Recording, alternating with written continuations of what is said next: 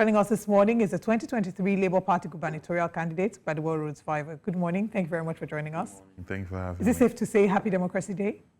I don't think there's anything happy about today. I don't think Nigerians are happy considering the current economic realities that they are dealing with, considering the fact that I think it was only yesterday or day before yesterday, we saw that the government spent 21 billion building the vice president's house at a time like this, when they are conscious of how much suffering is actually in the land, such extravagant expenses of money. And bear in mind, that money is really for the structure because that land is allocated by the government, right? It's not like the government is buying the land from itself. So I don't think there's anything happy about today, especially so close to the selection. I won't call it an election, the selection process that happened in 2023, the violence and intimidation that came with it. We see that there is no freedom of expression in relation to people being able to vote for their choices. You see a lot of a quasi-military type of state capture that has created this bureaucracy as well. So I'm not wishing anybody Happy Democracy Day. I'm acknowledging the journey that we've come on, generations past, the struggles that has led us to a certain level of an improved state of being. So from the likes of people like Herbert Macaulay, Henry Carr, and several other heroes of independence that laid the path to start insisting that we free ourselves from colonial leadership, to those that came after, like Chief Obafemi Awolowo, Nnamdi Azikiwe, a number of others. And then later on, the coalition that fought against military rule to ensure that, we have some semblance of democracy. But unfortunately, what we have today now is a state capture system that is backed by a bureaucracy. And it bears upon the next generation struggle is to truly establish a democratic system in this country. Well, I'm not sure when that would kick off. It might take a while, but I wanted your response to people who might say that we might be asking for too much too soon.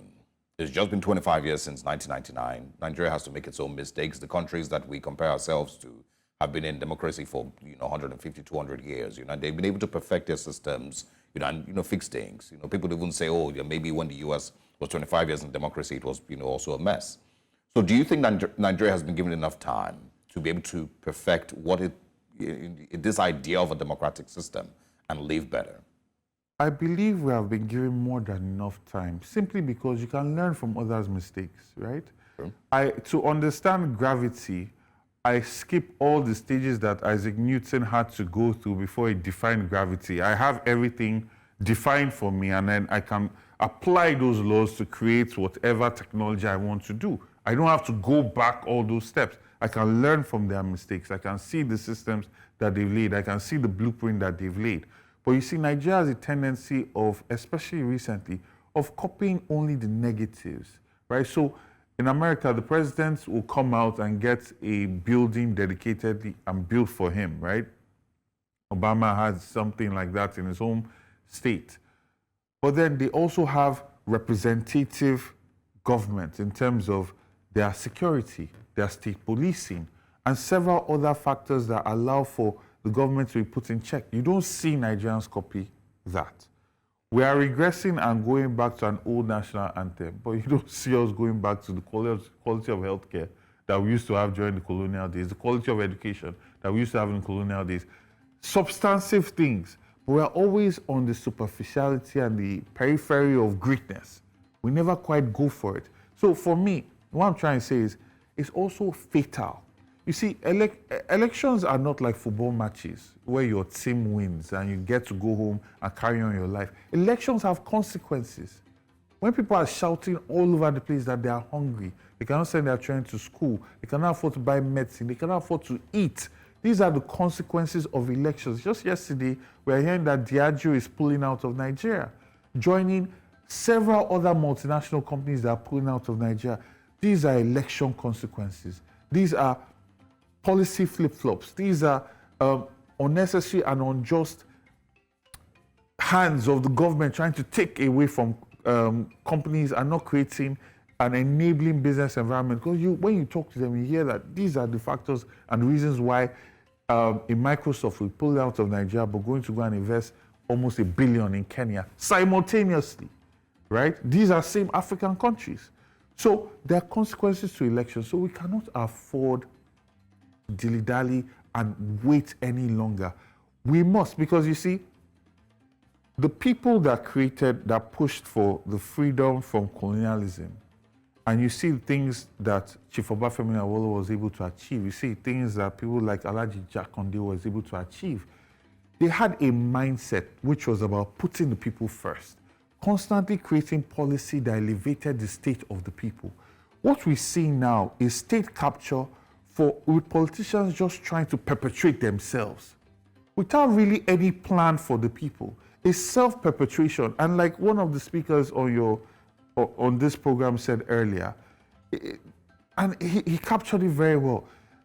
This whole government system has become an SPV for their private interest, right? To accumulate money, to be able to send their children abroad, to be able to live abroad, to be able to get the health care that they need.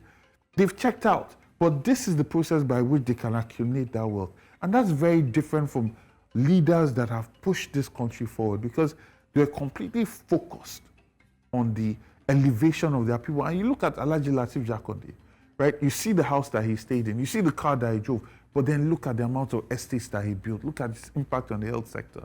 Look at the impact on the education sector. It's there. Even till today, we're still talking about it in 4.5 years. So I do not ascribe to this mediocre thing that, we still need to have a lot of time. Yeah. We are 200 million plus people. People are dying. How much more time do you need to start to get Nigeria on an upward descent? All right. Looking at how we're taking Nigeria on an upward descent, what would you say are some of the measures that we need to take to ensure that we see some form of a change? And do you see it happening in this administration, or we should completely move on and just start to prepare for the next elections? I don't even think it's so much about prepare for the next election. And the speaker also said this on this show, and he's very right. As a people, we need to reorientate ourselves. We must understand that what we need are servant leaders that genuinely believe that they work for us, right? Because when people that want to lead a people feel that they can get to that position by hurting, wounding, intimidating that same people, you already know these are lords over you. They're not leaders. Leaders move the people forward. Lords over you want to perpetuate themselves by using their money, using their strength to intimidate and put the people down. Leaders want to elevate the people so that the nation and her people get to another stage, get to another level. So for me, I think that the people have to come to that new orientation, which will also affect how they think and how they process their choices in relation to the people that they vote for. They need to demand the plans. They need to know the plans of the people. There was one candidate that was going all over Nigeria telling people about his plans for them. There's another candidate that was going over Nigeria telling them that na data, na statistics will go chop. And now we are seeing the statistics and we cannot eat. But isn't that a reflection on the Nigerian people? It is. Just not also from the federal level, also on the state level. Is it the people that we have in these positions, aren't they a direct reflection of the mentality of the average Nigerian? The politician you have is a direct reflection of the people that take elections seriously. Now, that is in an even equation. But when you start to intimidate people and you use violence against people, you cannot say that anymore, because there are a lot of good people that thought about the election process, the consequences, and came out to vote, but were denied the opportunity to vote. Yes. So I can no longer say that, because I know for a fact that huge amounts of people wanted to vote. Violence intimidated them. So that needs to change. And the people must understand that power is not going to be given to us, especially when a state capture has happened, as we have seen in Nigeria, where people, they know the reality. The president himself has gone to Lagos Island, the place that he claims is his home local government. And he's being booed, he's being told about how much hunger there is in the land. Yes, they are still spending 21 billion on vice president's house. They're spending billions on cars that See, you asked the question, how can we move this forward? First of all, we need a leadership that understand the need to tighten their own belt and block all those loopholes. People cannot be hungry and looking for how they are going to eat the next day, and you're spending billions on cars, spending billions on houses. For what? For what? You are there to serve. So your service must be looking at the best needs for the people. And you cannot be spending this kind of money when you know the people are suffering. So that's the first thing. Secondly, there must be a real fight against corruption. People that were put in charge of the humanitarian ministry that are supposed to help us tackle our multidimensional poverty, they're the ones that were catching stealing money. So what hope is there for this government if we are saying, do we give up or do we not give up? The people must realize that these people are going to hold on to power to perpetuate themselves for as long as they can. And it's on them to ensure that that does not happen. All right, this ostentatious lifestyle, we've seen it in successive governments. And what that has led to is a fundamental trust deficit between the government and the governed, such that when the government says they're doing something, citizens no longer believe, if it's, even if it's something good, right? So how do we then ensure that we restore this trust deficit, we breach this trust deficit? Because you're saying now that the government should tighten its belt. And largely, most Nigerians will agree with that. But what we see is we hear these same statements being said over and over again. But when, in this case, I mean, you're not in office, but if you were to go into office, there's an expectation that there will be a tightening of belt. But what we then see is a different approach to leadership. So how do we get to the point where what we're hearing being echoed is reflected in government at the local government level, state level, and at the federal level? This cutting down of unnecessary expenses. Yes. So first, let me start from this. You see, the political elite we have, they have a fallacy that they can loot the country and develop it at the same time. It's not possible. They sort of think this, that we can steal as much money, but we'll be able to develop. No. Even the brain cannot be processing how to steal and how to develop at the same time. The brain cannot process how to destroy this building and how to build it at the same time. It's not possible. That's one. The second thing is, you see, most unfortunately, because in the past there's been low turnouts in elections, right? And most politicians get in by buying votes, right? So that exchange already has demystified the fact that they are public servants. If I bought your vote, I no longer have respect for you. So I will first serve myself and then gather money, and in 4 years, I'll buy votes from you again. That has been what has been happening. So you see that you get lords over you, not leaders. So what needs to happen now is the people need to put people that are in office that cannot get there without them, so that they can remove them. And then you also need to start looking at people's antecedents, right? A wolf should not be telling a sheep that when he gets into office, he'll become a vegetarian. And the sheep too will believe him.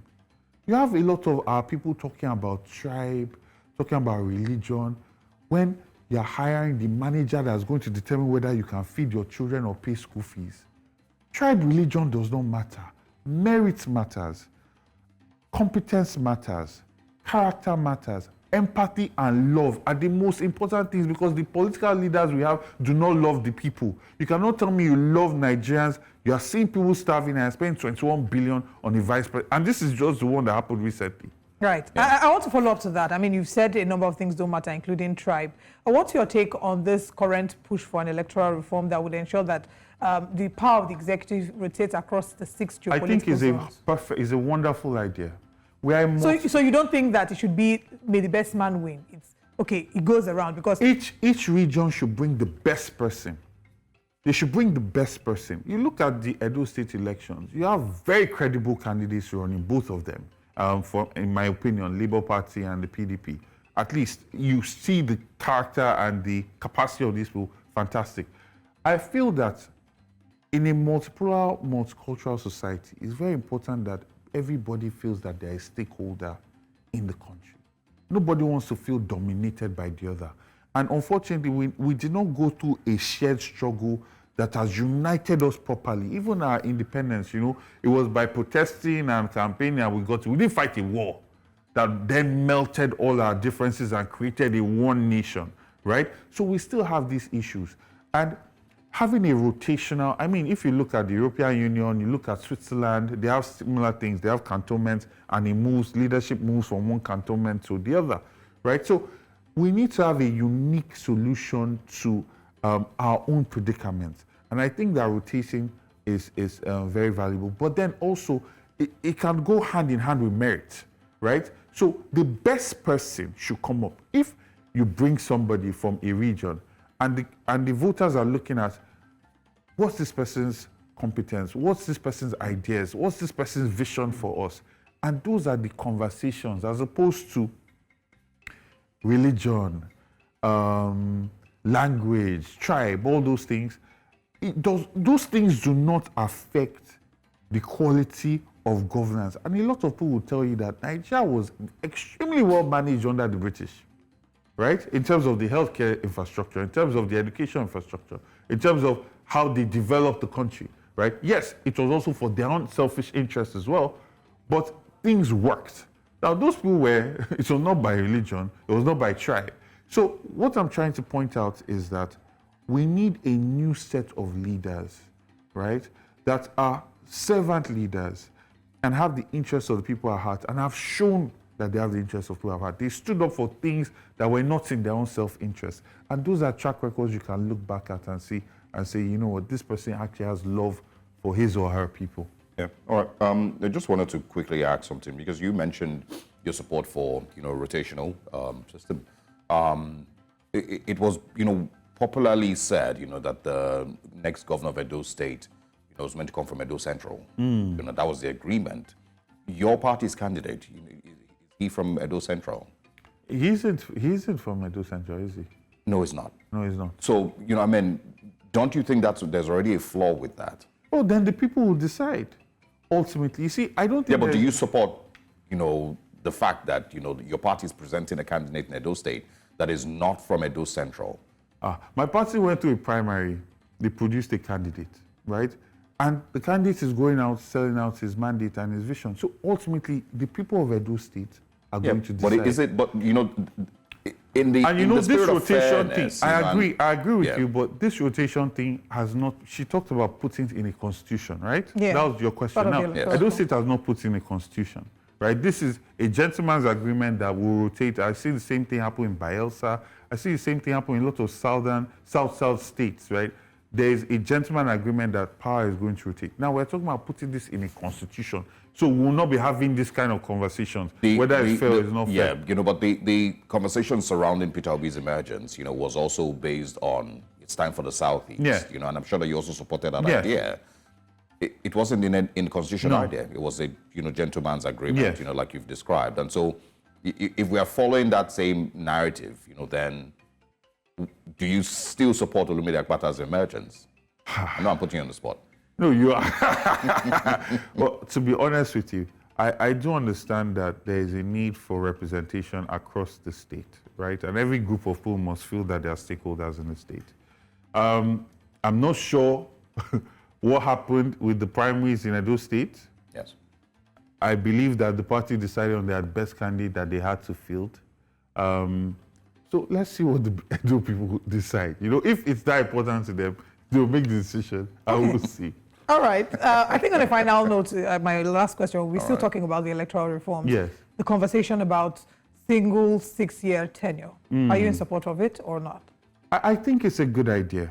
I think it's a good idea for leaders to be able to be focused for 6 years and do everything that they need to do and know that that's the end of their legacy. So, because you have people that behave a certain way because they're expecting a second term, and then once they get in second term, they now start misbehaving, right? So maybe a 6-year tenure will be able to allow for consistency and continuity. But then there are two sides to that. If you have bad leadership and you're going to have to tolerate them for 6 years, it's a lot. Now, the gentleman that was speaking earlier spoke about democracy from the ancient Greek days. It first started out as 8 years. Then came down to 6, then came down to 4. They found that 4 years was the best time because it allows for the people that are angry to be able to patiently wait for another 2 years, right? And let off that steam at the 4th year. So that the region experience a lot more peace. 6 years might be too long, and then people feel like, I cannot tolerate this much longer, and revolutions can then tend to happen. So it needs to be balanced. If you are going to have 6 years, they must make sure that the process by which people get into office is excellent, is beyond reproach. Look at what happened in South Africa recently. Everybody saw it clearly. Nobody is probably, no, I doubt anybody is going to go to court, right? It was very well done, very transparent, excellent. And like His Excellency Peter Obi will say, to be excellency, you must come into office excellently. All right. Gbadebo Rhodes-Vivour, thank you so much for joining us. It's been a pleasure. And we hope that in the next 1 year we can invite you and say Happy Democracy Day to you, and you would respond, thank you, Happy Democracy Day to you too as well. I think that's wishful thinking, but let's hope. Wow. Okay. We still have more conversations this morning here on Breakfast Central, but we'll go on a break right now. We'll be right back shortly.